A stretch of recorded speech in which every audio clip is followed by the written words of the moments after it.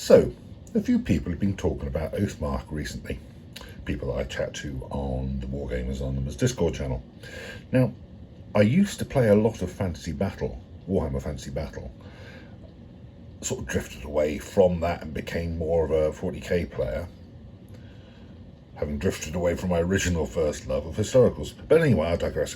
What I'm trying to say is, I kind of miss the aesthetic that the old Warhammer Fantasy Battle had, with the blocks of infantry and what have you. I didn't dislike Age of Sigmar as a game, but, you know. Anyway, so I looked into this Oathmark. Interesting looking game. I haven't really got to grips with the mechanics of it yet, but I'll certainly have an examination of the rules. But I thought I'd buy myself some models.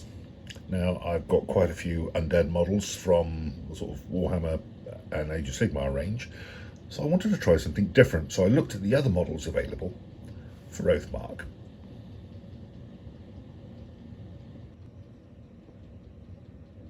What I decided upon were some dwarves.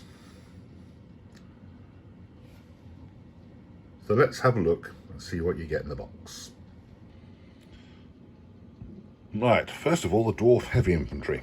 You get 6 of these sprues, plus 3 sprues of 10 square 25mm bases. Let's have a look at the sprues.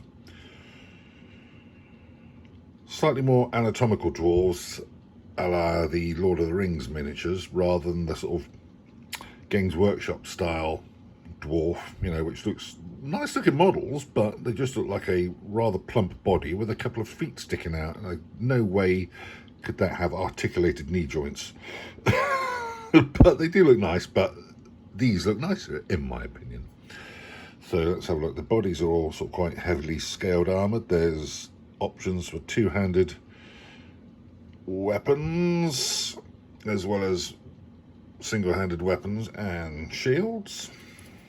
Let's turn it over. Shields, there are quite a few head options actually, so you're going to invariably have some spares on the heads. I like the aesthetics of these. I'm leaning towards the normal and not the heavy infantry, as to which I like better. But yeah, these are quite nice. Quite like the sort of bare-faced sprue head sprues rather than the sort of fully armoured ones. And it will take some getting used to dwarves that are slightly more anatomical, like I say, rather than the sort of Games Workshop style. Anyway, let's have a look at the normal infantry. Alright, here we go with the dwarf normal infantry, or non-heavy. Again, like the heavy infantry, 6 sprues with 5 models on, plus 3 sprues of 10 25mm square bases. Let's have a look at the weapon options here. You got the actual bodies themselves, more like sort of chain armour and cloth garments underneath.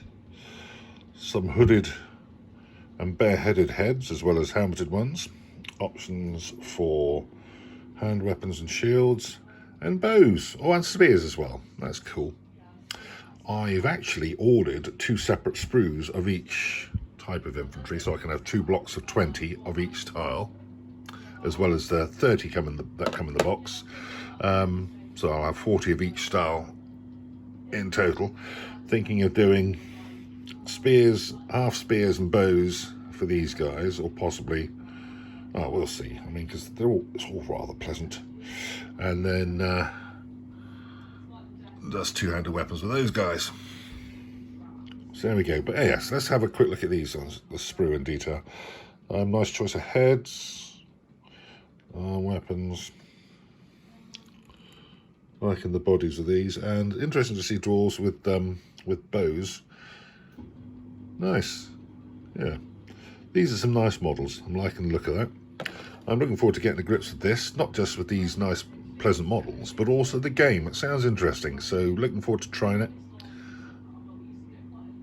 Look out for more videos on the subject, and also look out for videos on me putting these guys together and painting some of them. Thanks for watching.